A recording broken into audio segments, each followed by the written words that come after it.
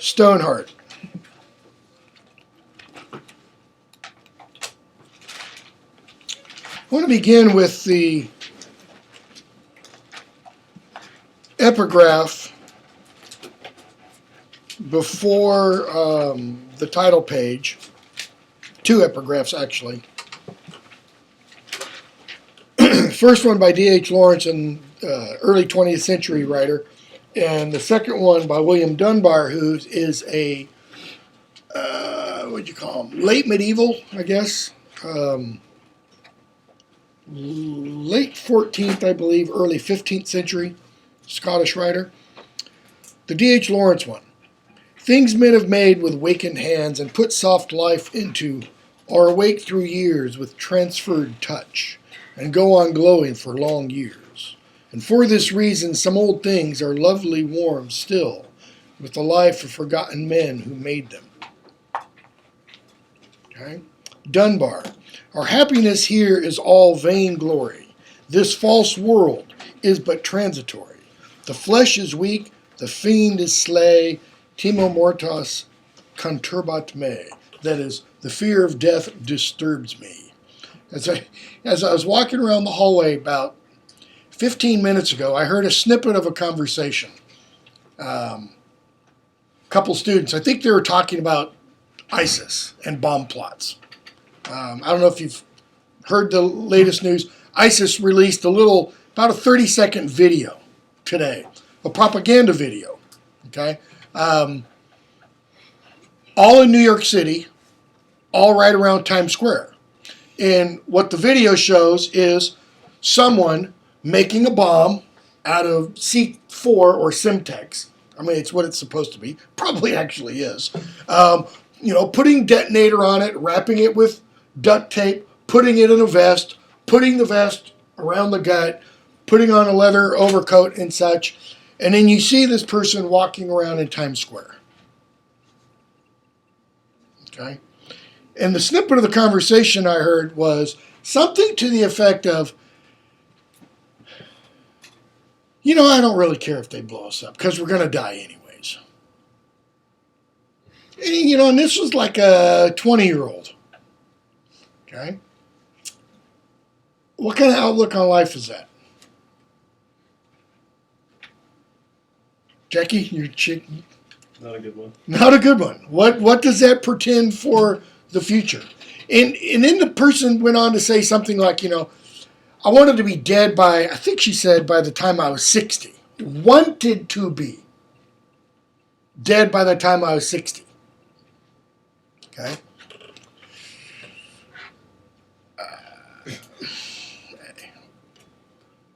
Why get up in the morning?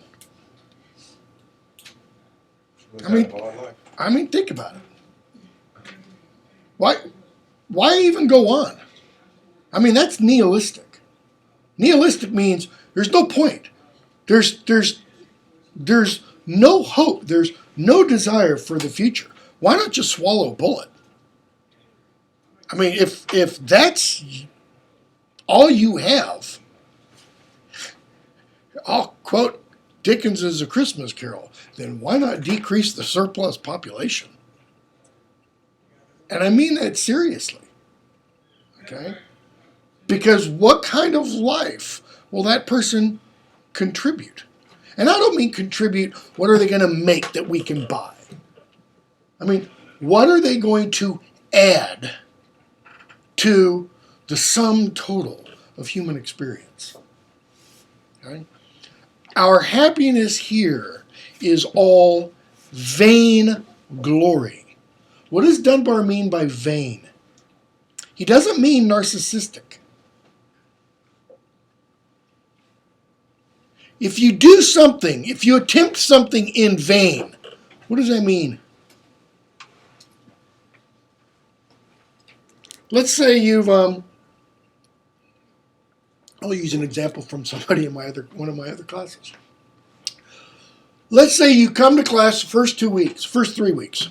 You take one exam and then you disappear. And you disappear until the last 2 weeks. You have a vain hope of passing that class. What does vain mean in that sense? Slim chance. False. It's a false hope. You have no chance of passing that class. I've got one student in one of my classes. She's been there every night. She talked to me for about 45 minutes one night after class. Very motivated, very interested, all this kind of stuff. She apparently forgot to turn in her first exam. Okay. If she doesn't turn in that exam, even though she's been there every time, she turned in the second exam, she's talked to me about her paper topic, she's going to have an F in the course. Okay. If she does turn in that first exam, because she came up to me and asked me that, I said, odd thing is, I don't have your first exam. She's like, what? She said, well, I emailed it to you because I was sick that night. I said, oh, okay. I went and checked my email, checked my deleted file, checked my junk mail. I never got it in any of my MTSU email accounts. Okay? If she turns it in now, she'll get an F, but she'll at least get the F. She'll at least get the credit for turning it in. Okay? Which means if she does well on her other things, she can raise that F, probably up to at least a C, maybe a B if she gets a high A on everything else. Okay? That's not a vain hope. Our happiness here is all vain glory. This false world is but transitory. Dunbar was a Christian. Okay? The flesh is weak, the fiend is slay, and slay there means strong. The fear of death conturbat me. Conturbat. It disturbs. Okay? I'm finishing up Harry Potter in my 2 Harry Potter and Lord of the Rings courses. And in both of those courses this week, we've come to a passage in the 6th book where Harry realizes he's going to die. Or he might die. The odds are very great that he's going to die. But he comes to this realization of not just that I'm going to die, but it's how am I going to die? And I don't mean, is it going to be a knife? Is it going to be a gun? Is it going to be a bomb? Is it going to be a rock concert? How is, what is my attitude going to be? What is my perspective going to be? And he uses this image of, he had the choice of being dragged, kicking and screaming into the arena, or walking in, head held high, chest thrown out. Do you face death open-eyed?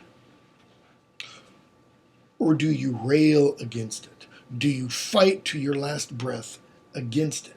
And I don't mean fight to your last breath that we ought to, say, oh, I'm sick, I'm going to die. And so you go get your dial 1-800 hemlock supply or something like that. I don't mean you go get your physician for physician-assisted suicide because you come down with the flu and you don't feel well.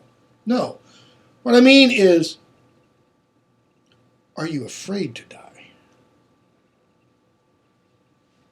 See, what Harry learns in those novels is not to fear death. Death is not to be feared. Okay? Because, as Dumbledore says in the first book that we read, that door, if that door is death, that door is as every door is. What do doors do? What is the purpose of a door? It opens and closes. Okay? It closes on what? And it opens on something else. So it's a closing to this transitory world, according to Dunbar's language. And it's an opening to, he doesn't stipulate this. It opens to, as Dumbledore kind of implies, a non-transitory world. A world that doesn't change.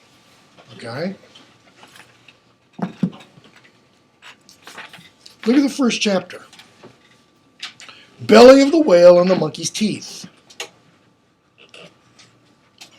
I mean, just the opening couple of paragraphs. George never spent any time wondering why he wanted to belong. Notice what that first sentence, the question that first sentence begs or raises. George never spent any time wondering why he wanted to belong. What's the question? Why doesn't George belong? And that can be rephrased. What does it mean to belong?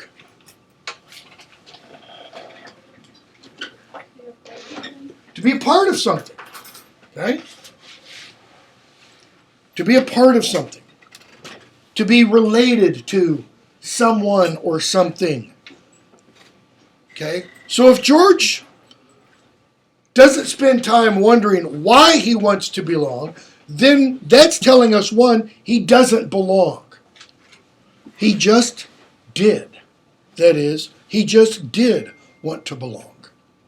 Things were like that. You were either in or you were out. And in was a lot safer.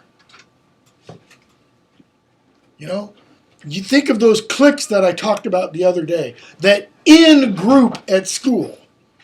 To be a part of that in group means what? You're protected by the power of that group. You're protected by the reputation of that group. So they make their way to the class trip, or on the class trip. On the class trip before this one, they'd been to the War Museum. This is the Imperial War Museum in London. And learned all about trench warfare.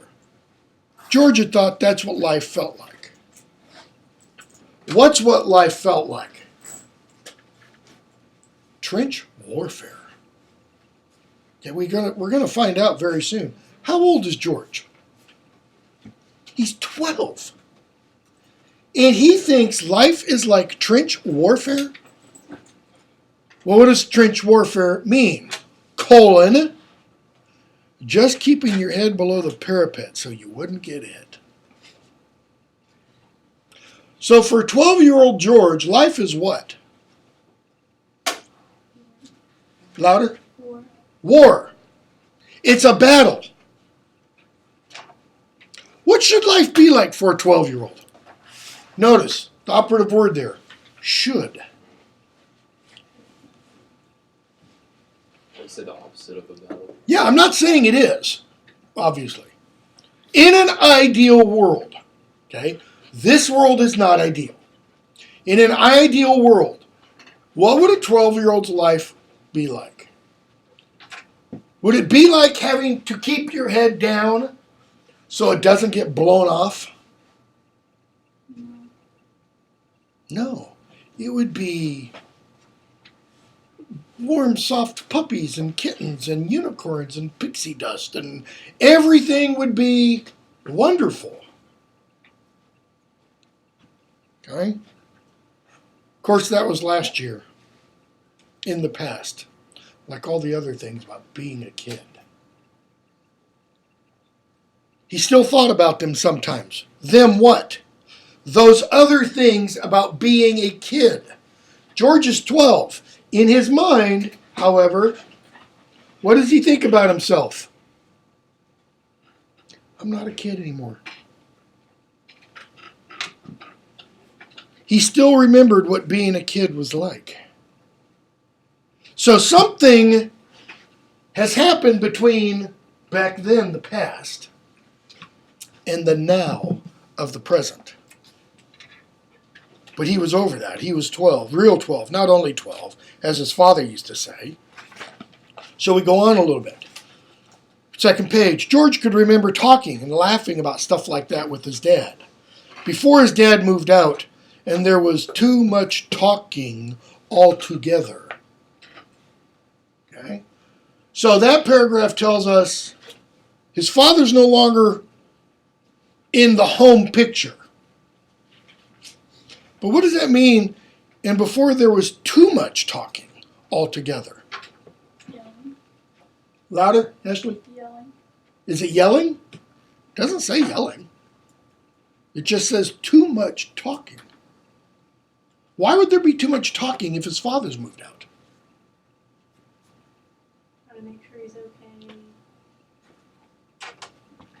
Come on, George, open up. Talk to me. Maybe Mom is trying to elicit, George's emotions. He didn't say much at home anymore. His mother complained about it. Happens all the time. Okay?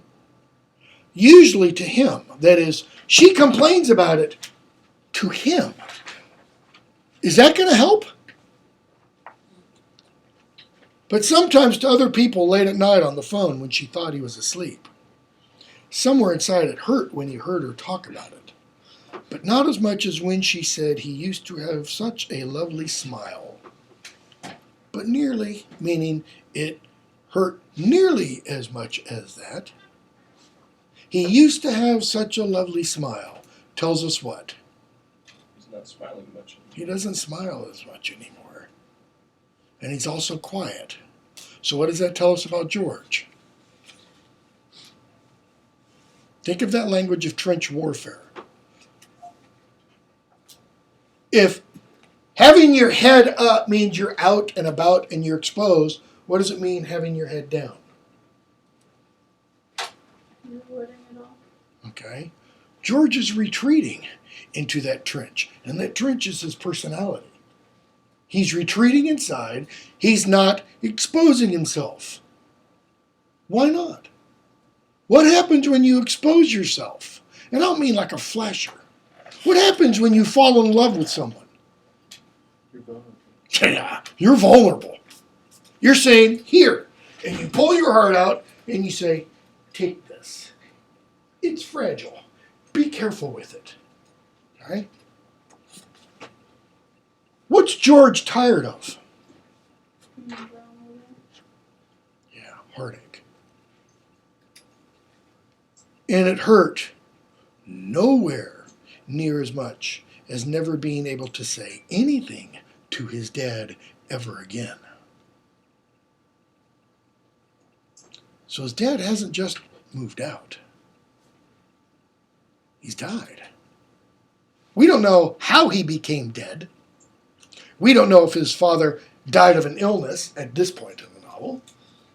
We don't know if his father was killed by somebody, or we don't know if his father took his own life. All we know is that for some reason, it's impossible for George to ever speak to his father again. Thing was, he wasn't not saying anything on purpose. It kind of just happened. Like, getting taller. Okay? So, we go on to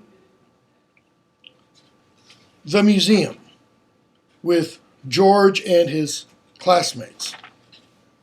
This is the Natural History Museum in London. And I'll tell you right now, if you ever get the opportunity to do study abroad, do it. Okay? Do it. I don't care where you go, but do it. Go somewhere, even if it's only for a couple of weeks. Okay? We've got programs at MTSU. You can do stuff pretty much anywhere from about 10 days to a semester. You can go study at a couple of universities in England, for example, for a semester abroad. Or you can do summer programs abroad where you can go anywhere from about 2 weeks to an entire month. Okay? And we have several options in London. All the descriptions of places in London here are real. All descriptions of the spits and the taints, the statues, okay, the gargoyles, the dragons, every one of them is real. You can pull them up on the internet. You can look at the statue of the gunner, okay, and what that statue looks like. You can look at, images of the outside of the Natural History Museum and see the stone dragon head sticking out from the wall that George punches off with his hand. All right? And he follows this idea up, by the way. Charlie Fletcher does. I just found out today. I just ordered the books. He follows this idea up about statues in sculptures coming to life in another series of books. So he goes in and describe his teacher, Mr. Killingbeck. Angry. Not what I was expecting, but yeah, that works. What else? He's a jerk, to use a nice word. Should this guy be anywhere near a classroom? No, not really. Okay? So George gets in trouble for something he didn't do. And notice, because he gets in trouble for something he didn't do, he won't rat out the person who did. Why not? He'll be a snitch, and he'll never belong. Okay? He'll be in an even worse position than he was. So, Killingbeck takes him out to the lobby and says, you're going to stay here, you're going to stand here until this field trip is done, and then you're going to apologize to everybody. George essentially says, the hell with that, and he walks outside. Chapter 2.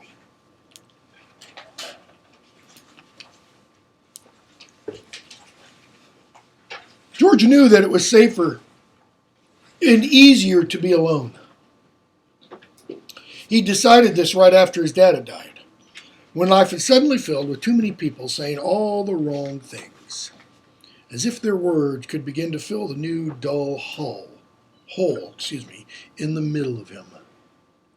People coming up to him and saying things like, it'll be all right, George. You'll be fine. Try telling that to a 12-year-old kid who's just lost his father. It's not going to be fine. They don't think it'll ever be all right.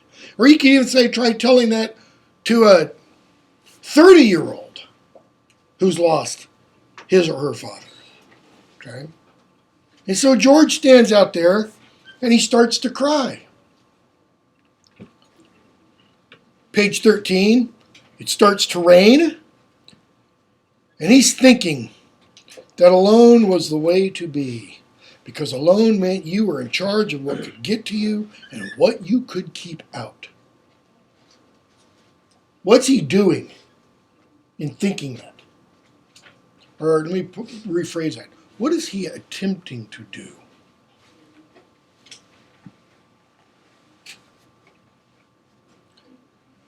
Take control. At the end of book 5 in the Harry Potter series, when someone very, very close to Harry dies, Professor Dumbledore tells him, the fact that you feel the way you do means you're still a man. You're still human. It's the fact that you feel so horrible, that you have experienced such great loss, and you feel it deeply, shows that you're human. Harry says, then I don't want to be human. I don't want to care anymore. He's tired of hurt and pain. So is George. So what does he say? What does he think? He's going to try to wall everybody else off. Because then nobody else can hurt him. Either intentionally, like the kid who blamed George for knocking over the stand, or unintentionally, like his father dying. So what's George doing to his heart? Stoneheart? He's turning it into stone. Because a soft heart feels. A soft heart emotes. And he looks at the wall and he sees the carvings. But the carvings make him uneasy and he doesn't know why. He doesn't like them. He felt watched. Bear in mind, he wants to be alone. He knew enough about self-pity to hate it. He hated it more than Killingbeck, more than the rock or the hard place. What rock and hard place? The rock and the hard place that he feels between. That there's nothing he can do to get out of this situation. He turns from the wall. He wipes his eyes again. He leans against the wall, and he sees the little dragon head sticking out. And it reminds him of things his dad used to make. And what do we find out? His dad was an artist. A sculptor, to be in fact. Okay? And that memory doesn't make him happy. Maybe because he thought about his dad too much for one day, or maybe, or anyway, for one day anyway, or maybe because the dragon had fangs, and the fangs reminded him of the monkey, of the taste in his mouth, of killing back. And whatever the reason, the result was strong and sharp. He hated the carving. He hated it a lot. And before he even thinks about it, his fist is bunched, and he's swinging. Okay, this is stone sitting out of the edge of the wall. And his hand is swinging, and he's thinking as he's swinging, this is going to hurt like hell. But he's moving so fast, he can't stop it.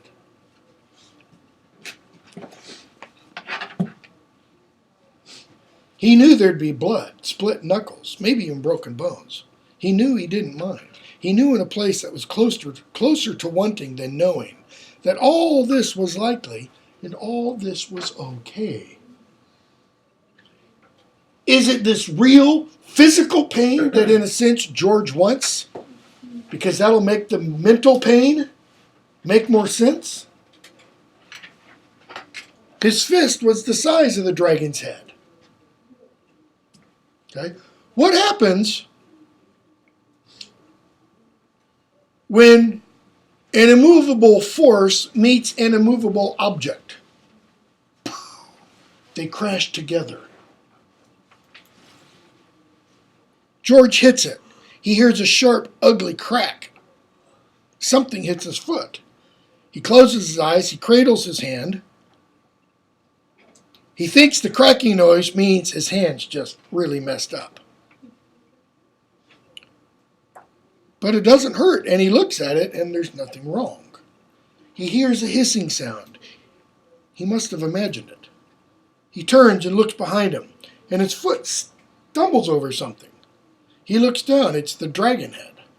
He knocked it off the wall. And George is thinking, how? No bone, no blood. His hand's just wet. And then he hears the hiss again. And he turns around and looks. And there's a pterodactyl on the wall. One of the sculptures.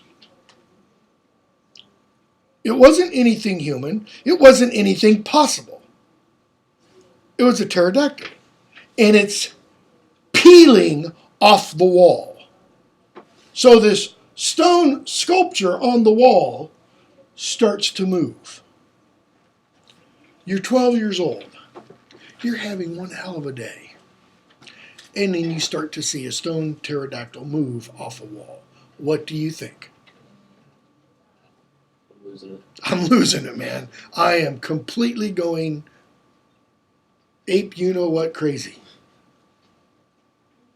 Okay? And George's body had entirely forgotten to breathe. And then it turns, and it looks right at him with dead stone eyes, page 17. And George knew what those eyes were doing. They were locking on, acquiring a target. And he starts to run. And he runs and runs. He hits Exhibition Road, which is a road that runs parallel to Hyde Park. Excuse me, it runs perpendicular to Hyde Park. You go up, I've been on this road many times. You go up Exhibition Road to run into Knightsbridge, and across that is Hyde Park. He keeps running, page 20. He doesn't slow down. Running from nightmares is how nightmares begin. Have you ever had a night where you've had a series of nightmares, where you have one and you kind of force yourself awake and you're like, oh God, I'm not gonna have that again. You go back to sleep and it happens again. Our bodies have really old memories that our minds know nothing about. And these memories made him speed up. as he skidded into the road that runs along the bottom of Kensington Gardens. Okay. George keeps running. He runs into the tramp. He runs alongside Hyde Park. I'm skipping several pages. Going to chapter 4, the gunner. He goes to Hyde Park Corner, which is, as your book says, the busiest corner in London. Hyde Park Corners. Do I have a marker over here? Nope. Hyde Park Corner.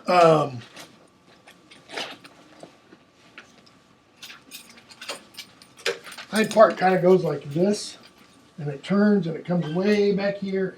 And back here is Kensington Gardens and Kensington Palace, where William and Kate live. You've got this road here, okay, this thing called Marble Arch is over here. Oxford Street then runs down here. This is a huge shopping area, and it extends way down this way, and then this becomes, I think, Bayswater over here. And so you've got a road essentially here, and another road that comes down towards here. Buckingham Palace is over here, and Green Park, etc. This whole section is called Mayfair. It's a really, really ritzy area of London. The American Embassy is here, several other embassies, and right along here are pretty much all very expensive car dealerships. Mini dealership, Aston Martin dealership, Jaguar dealership, and they're all wonderful places. I mean, you walk in there, you walk into the Aston Martin dealership. Aston Martin's $100,000, lowest price car. Okay? You walk in there and they say, come on in and sit down in the car, see how it feels.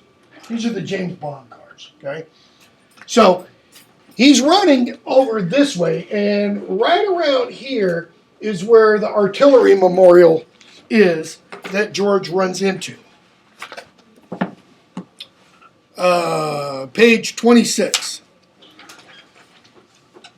He backs into the Royal Artillery War Memorial.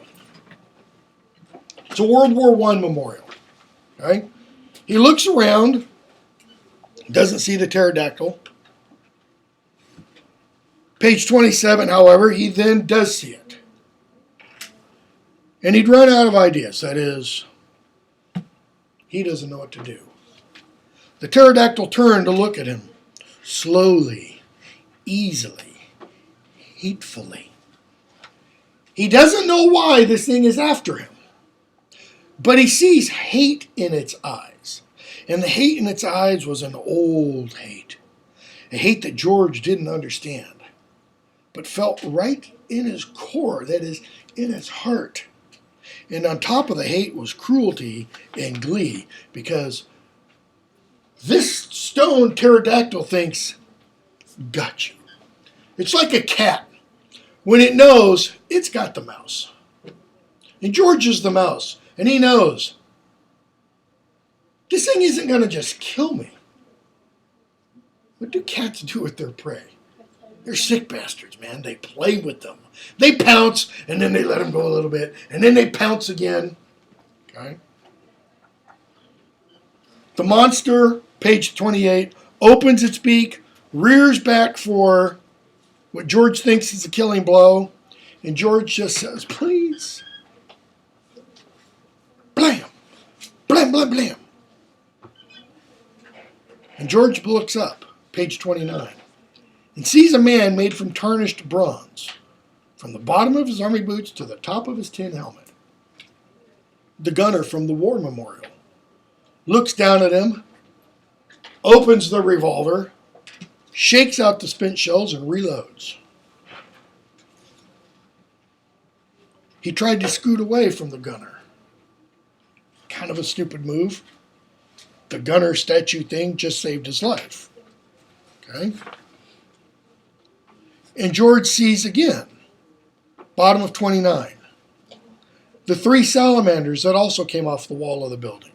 And they writhed blindly as if trying to find it, to smell it out. And then they turned and looked at George and the gunner. George saw it again, the ancient hatred. He doesn't know why. And the gunner shoots them. And he looks at the gunner, page 31. The gunner's, again, emptied the spent shells out, reloaded, lights a cigarette, and George says, thanks. Or at least, he thought to. And then the gunner says, into the chapter, thank me when this is over, mate. But George is thinking, wait, you killed them. They're gone.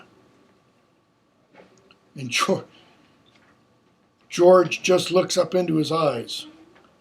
And the gunner says, blimey, you got no idea what you just started, have you? He's a Cockney, we're told. Deep in the city, next chapter, something had been woken, something so old and so ordinary that people had been walking past it for centuries without giving it a second look.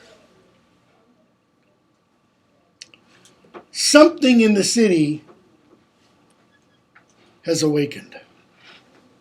And we're told this thing was so commonplace and undistinguished that anyone who came looking for it couldn't fail to be disappointed with what they found. And that's true. Because I think it was a year or two after I read this, when I was in London teaching my Harry Potter course, I went to the place on Cannon Street where the Stoneheart is, okay? This is real. The stone that he's talking about here. Nothing about it gave a hint as to its purpose or its power. It was caged. It sat in the side of a building that was younger than it by at least 2,000 years. The building's a 20th century building. And it looked out on the street through a thick lattice of iron bars. I should have put a picture up. You walk down Cannon Street, and there's this big facade of a building, and there's a railing, and behind the railing, at one point in this building, there's just like a little hole in the building, like a cubby. And the cubby has a grate over it. And inside the little hole is a stone.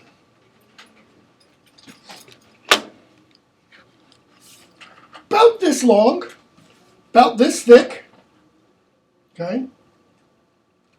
Maybe a little bit longer, and maybe about that wide total. And it's just sitting in there. And there's a little plaque above it that says this is the Stoneheart of London. And a little comment about a myth that relates to it. Not the myth that Charlie Fletcher creates or writes for this story. So notice what he's done. He's taken something from everyday, ordinary, mundane London life. Probably thousands of people walk or drive by this thing every day and don't even know it's there. And he takes this one little thing and builds 3 stories around it. If you think of the trilogy as 3 stories. Okay? And we're told, page 34, if the person peering in had been a connoisseur of coincidences, they would no doubt have smiled at what happened next, given that the label turned out to be a prophecy as well, because there's a potato chip wrapper sitting on the stone. There was a low-frequency hum, the kind that old refrigerators make in the dead hours of the night when they think no one is listening. And then the crisp packet slowly shriveled and shrunk and finally burst into a bright and short-lived flame. It may have been nothing, or it may have been the 2 narrow blood grooves on the rounded top of the stone. But cleared of the debris, it now suddenly looked vacant and ready as a mortician's slab. What is a mortician's slab?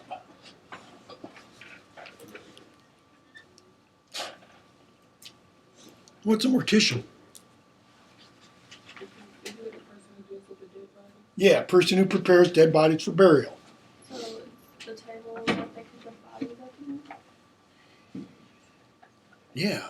Or, because of the comment about 2 narrow blood grooves, this is a stone used for sacrifices. Or was used for sacrifices 2,000 years ago. because we're told it's 2,000 years older than the building. Okay?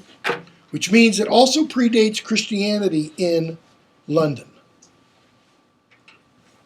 So, chapter 6. George and the gunner are talking. George and the gunner are talking, and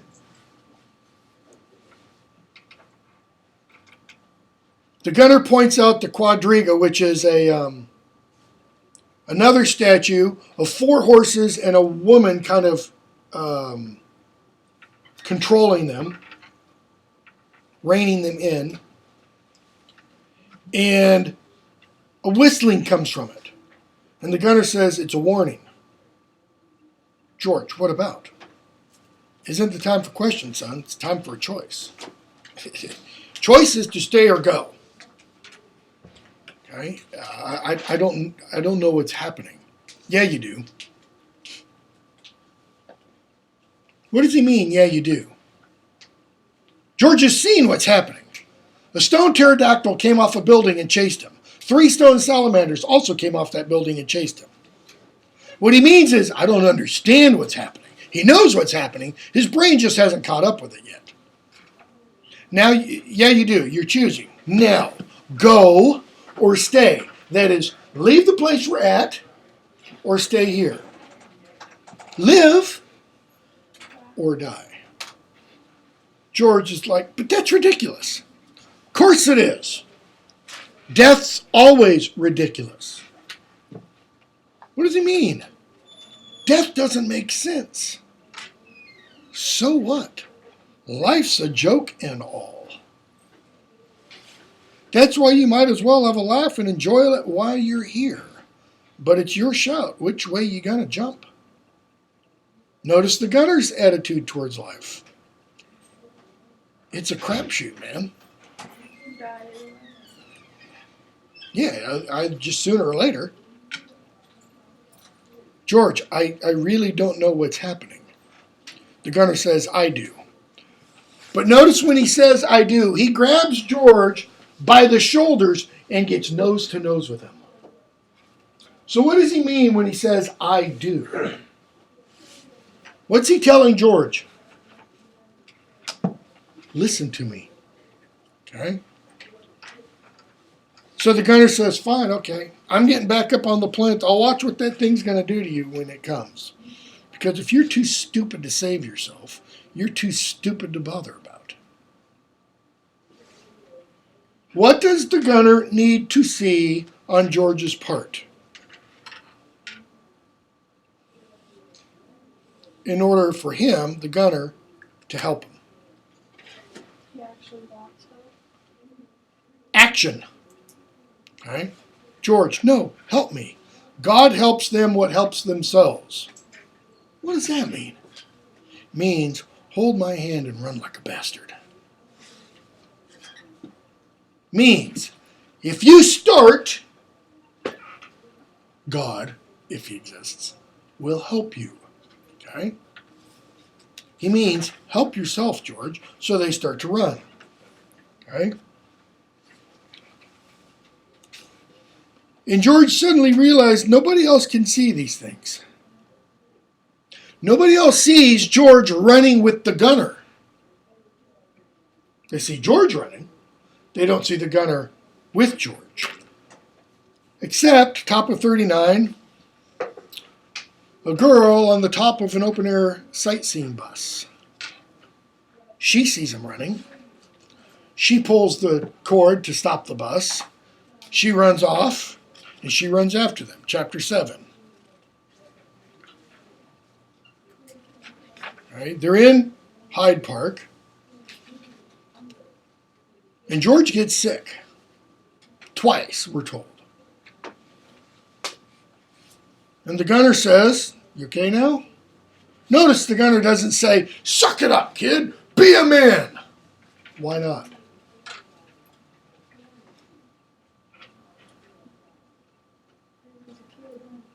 Okay, because he's a kid.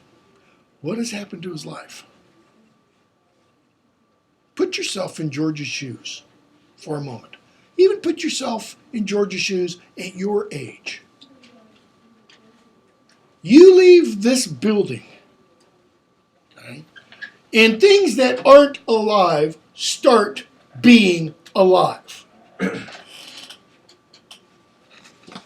That's scary. It's scary. It's kind of an understatement. What would that do to your mind? Mess with Mess it. with it. You know, not enough duct tape in the world to keep my head together. Okay. So they go into the parking garage and they just wait.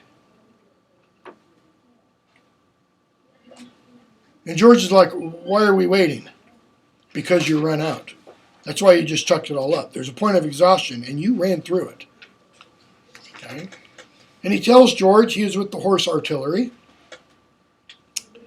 And they keep talking, and George tells him you can't smoke in here because it's smoke detectors, and the gunner just laughs. Page 45.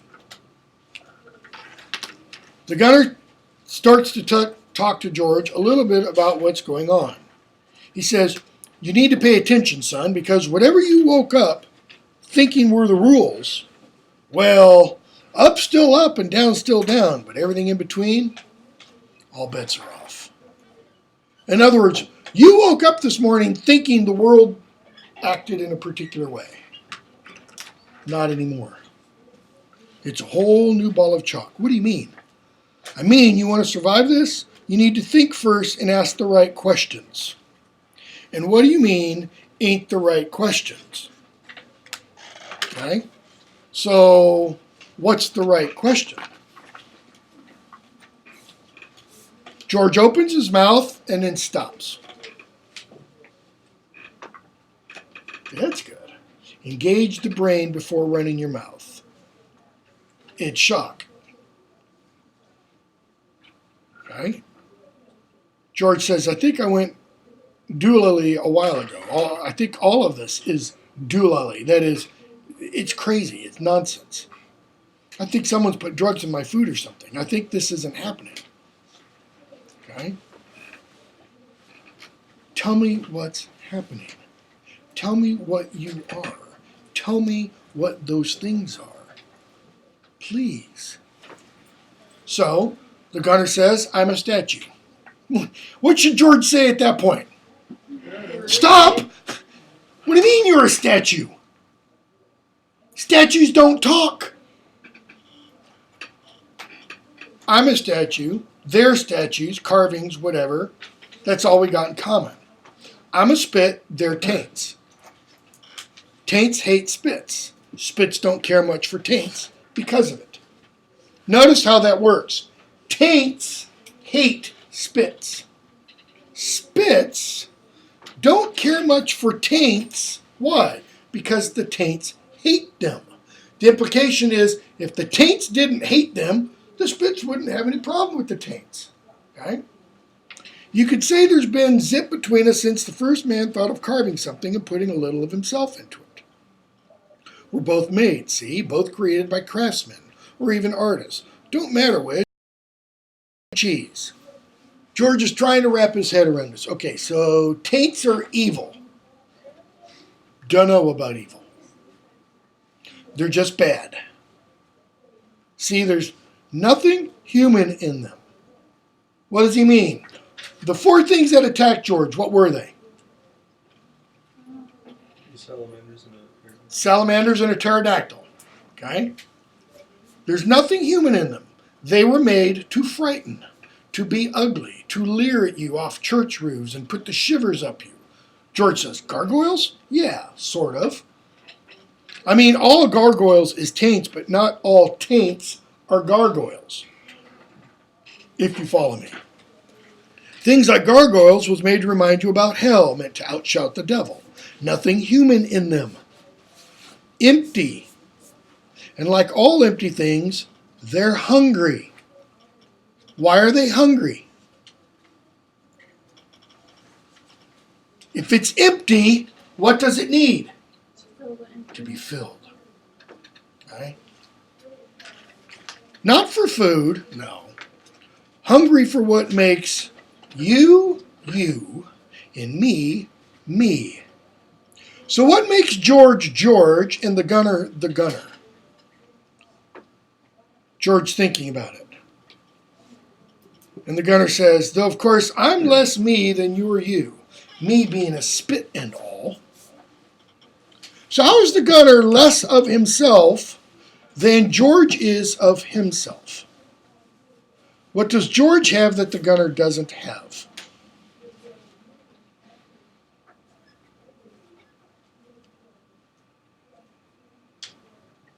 George is human, where the statue is only as a part of human. George is a real human. The statue is an image of a human. They're spitting image. Okay?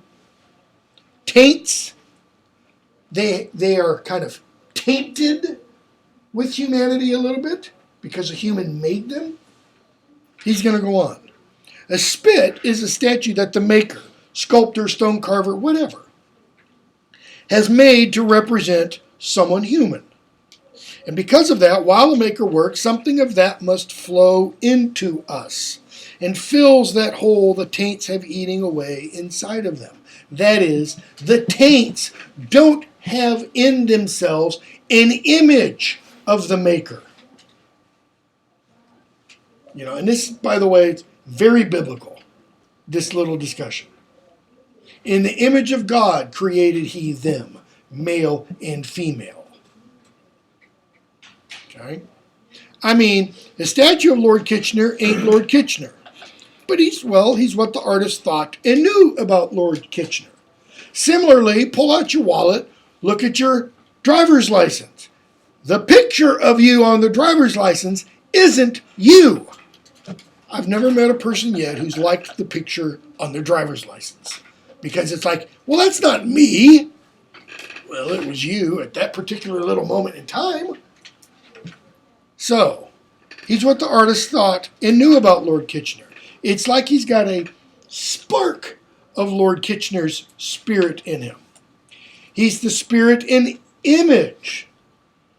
The book of Genesis uses the language, the image and likeness of God.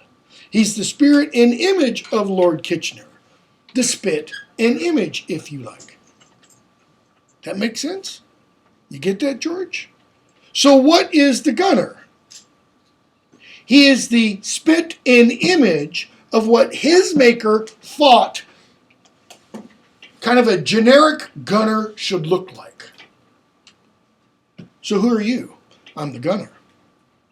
No one special, that is, I'm not an individual. I'm not a statue made of an individual. We're going to meet Dictionary Johnson in a while, who is Samuel Johnson, 18th century writer and dictionary maker. Okay? I'm the gunner. No one special, just a soldier from the Great War. Only other name I got's the name of the man what made me. Just like you got the name of the man what made you. Chapman. Whatever your name is, Chapman. I'm George Chapman. I'm Jagger. My maker was Charles Sargent Jagger. So I'm a Jagger. He asked George, you got a big family? No, I got a few. There's Jaggers all over London. And there are.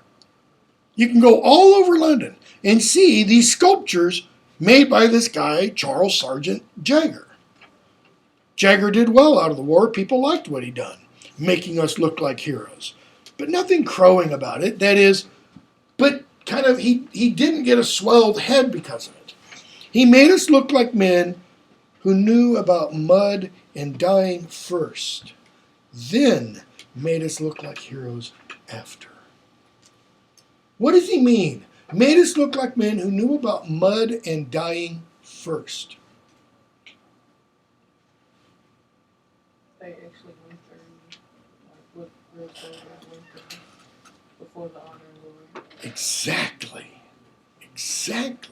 They did what needed to be done first, and the epithet hero was conferred on them afterwards. Why? Because they didn't shy away from their duty.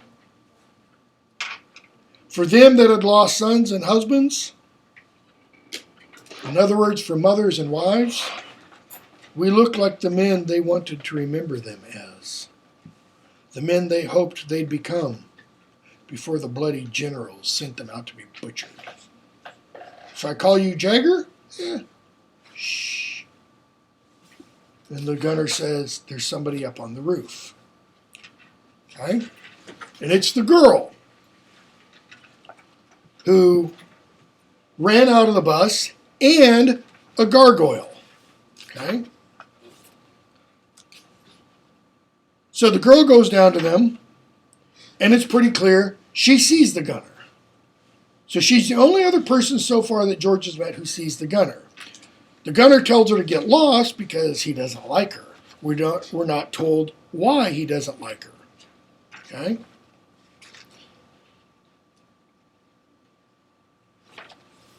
Chapter 9. This is chapter 9 is when she meets the gunner and such. Page 59 is where we'll pick up.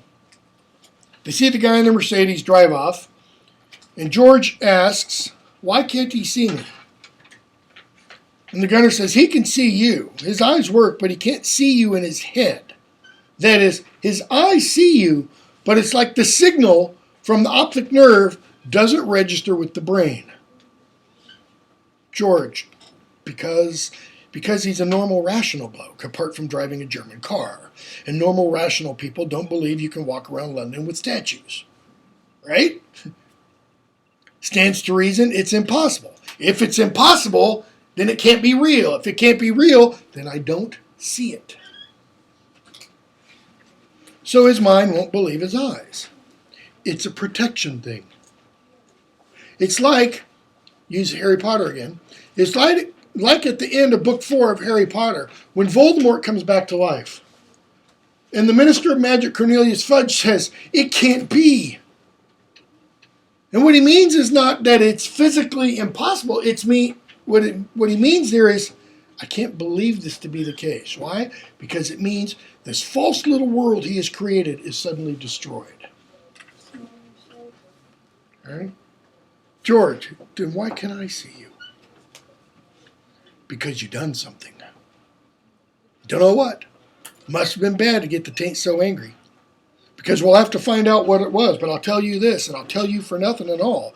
It was bad enough to drop you out of your London into my London. What do you mean, your London? I mean the London where the taints, this is page 59. I mean the London where the taints hate the spits. And things that stay still in your London move and hunt and fight. Didn't think your London was the only one, did you? London town's more than just any old city. It's like the rock and the clay and the dirt it sits on, meaning there are layers to it. You just fell through one into another. Now come on, we got to go ask the sphinxes. Okay? So, Edie arrives, tells them she's seen statues move. And the gunner, page 63, says, no, you can't stay with us. He says, why isn't he, George, like me?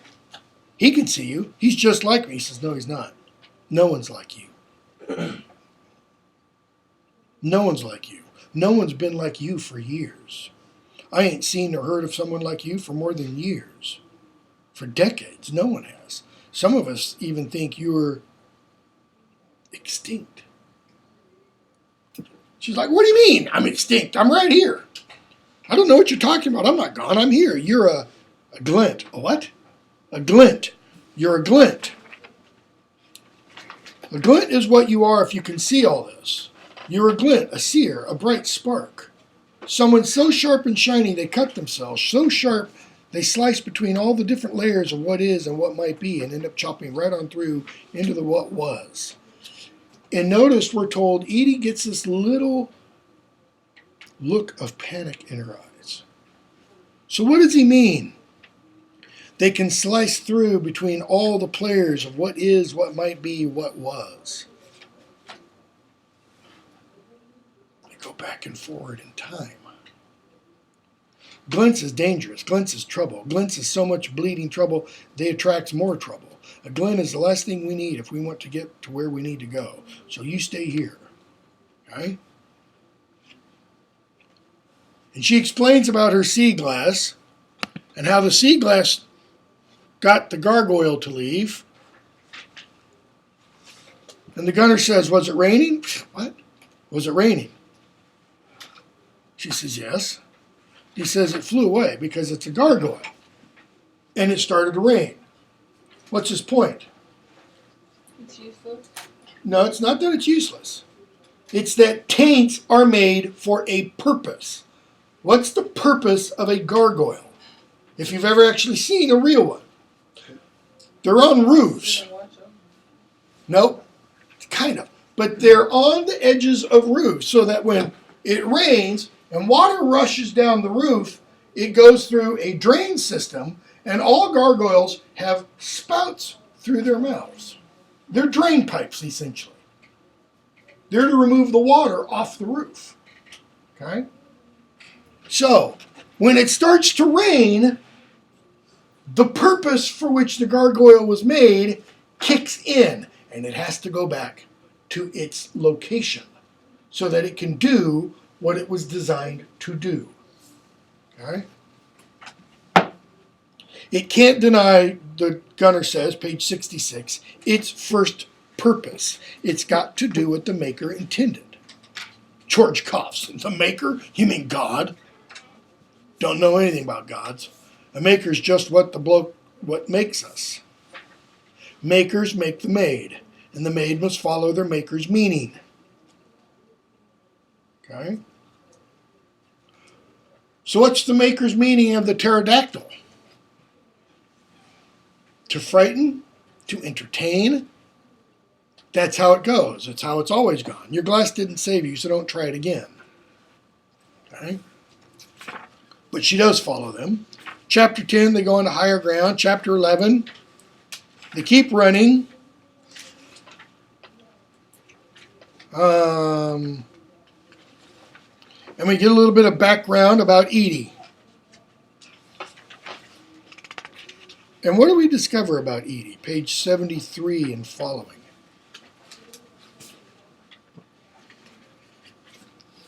She got very tired once. Okay, she's running along, she's following them. And she's tired.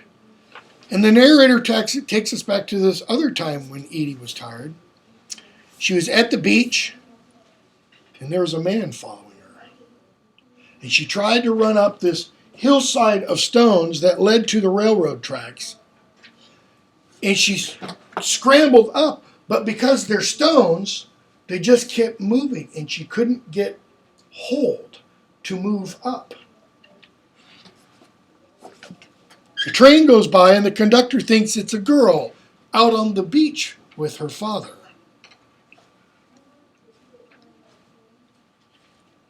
Page 75.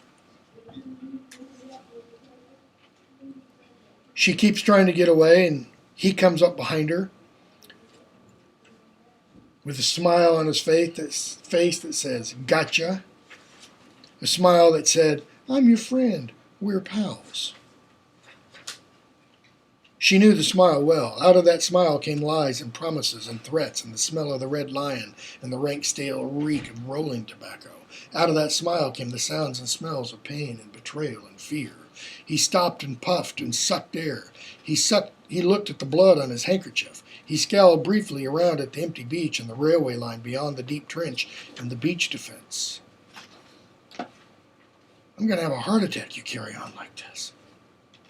Come on, stop this nonsense. It'll be all right." But he's still carrying an open knife in his hand. "Come on, it's just you and me. Don't be silly." She hears the train goes by, the conductor thinks it's just a girl and her father. And then she felt three distinct things all at once, bottom of 76. She felt his hand grip her hair. She felt panic, and she felt the heavy smoothness of the rounded flint in her hand. Rounded flint is a big piece of stone. So, He's got her by the hair. What's about to happen? He's going to rape her. Okay? It's about to happen. It hasn't happened. And what does she feel? He's got her by the hair, and she reaches down and she finds a big, round rock. What happens?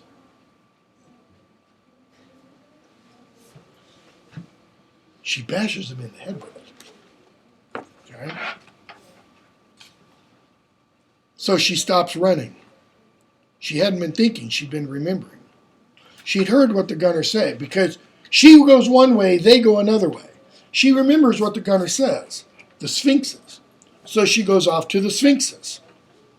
At a place on the embankment, on the north side of the Thames, there is a big stone obelisk, comes from Egypt, called Cleopatra's Needle.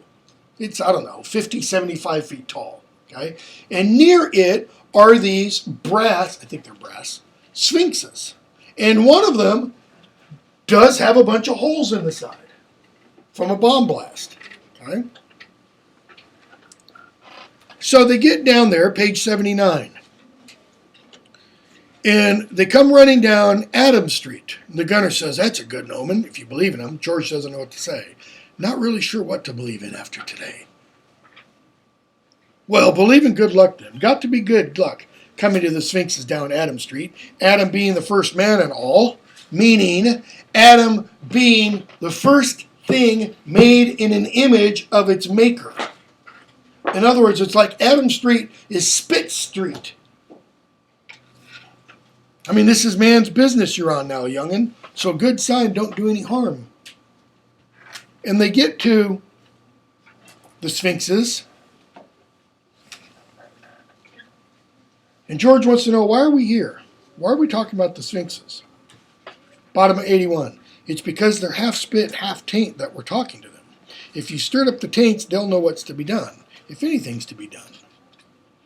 Edie shows up, page 83. And one of the Sphinxes says, she's a glint. Why did you bring a glint? The Sphinx asks the gunner. We thought there were no more glints. We thought the gift had died out. She's not with us. To kind of, ignore her. So Edie has to go away, not completely away, but just away before George can get his question answered. All right? So the Sphinxes say, you have to answer our riddle before we will answer your question. They give him a riddle. George figures it out. Notice what the riddle is.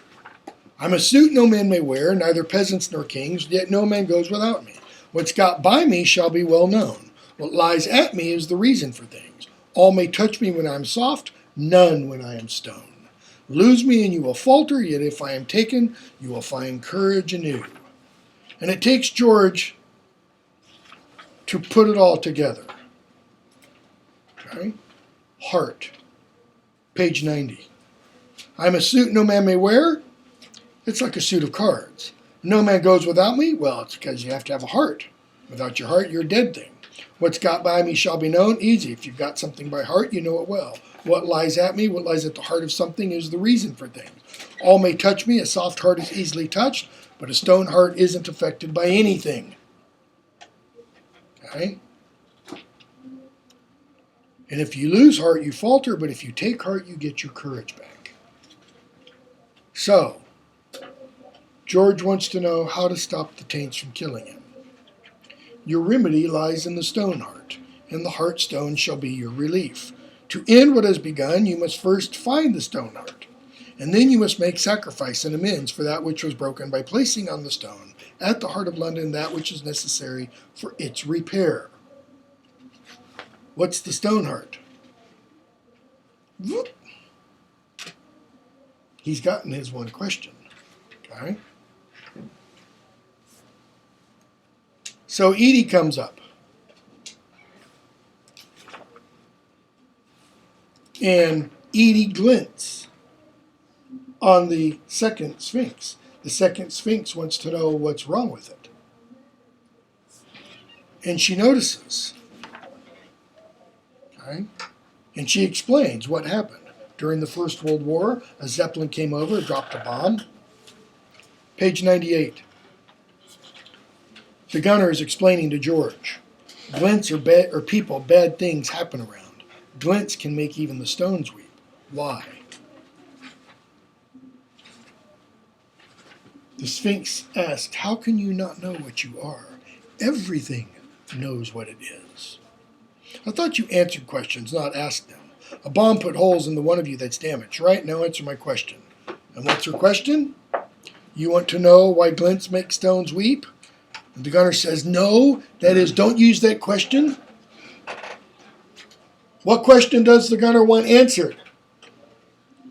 What's the Stoneheart? And she says yes. So, page 100, we get the answer. To know that what a glint is to truly comprehend, you must see things on a longer scale. And on a longer scale, you, him, all people are scarcely here at all. Compared to the life of stone or metal, you're as important as a splash of rain that falls in a summer shower and then dries out and is gone. What people do passes, but the rocks remain. Glints bring the spark of what happened out of the rock. And George, you see the past.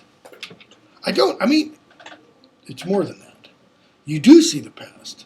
When it's happening, when you did that thing, when everything went, you know. And she says, I don't know what that thing is I do. Top of 102. Look, I wasn't there. And the Sphinx says, she was then. Bad things that happen leave a mark on their surroundings. Good things too. But people respond more strongly to bad. Think about that. Bad things leave a mark on their surroundings. Good things do too. But people respond more strongly to bad. What do people think of today when they think of New York City? Ground zero. They don't think of ticker tape parades, from astronauts landing on the moon, from Yankees winning the World Series, from presidents being elected, from the end of World War II, or World War I, or any of a number of other things. No, they tend to think of the bad things. Okay? And glints, when they touch stones that have a mark in them, channel it. That is, they channel the bad things. The past plays through them again. Now, you have to pause for a moment, I think, and think of Edie and where she is. She's in London. London is a town that's over 2,000 years old. London has seen a lot of bad things. Okay? The very same building that the pterodactyl came off of, okay, the Natural History Museum, on the Exhibition Road side of it, because it's surrounded by 4 roads. It's a huge building. It's much bigger than anything on MTSU's campus. It's like maybe the library and the new science building combined. Okay? But on the Exhibition Road side of it, there are pockmarks in the building. Okay? From exploding bombs during the Second World War, during the Blitz. You can go all over London and see evidence of World War II, where buildings were damaged but not destroyed. I mean, St. Paul's Cathedral has pockmarks all over it, from bombs and from German tracer shells or machine gun fire from their planes. So we go on a little bit, because we've only got a couple minutes left.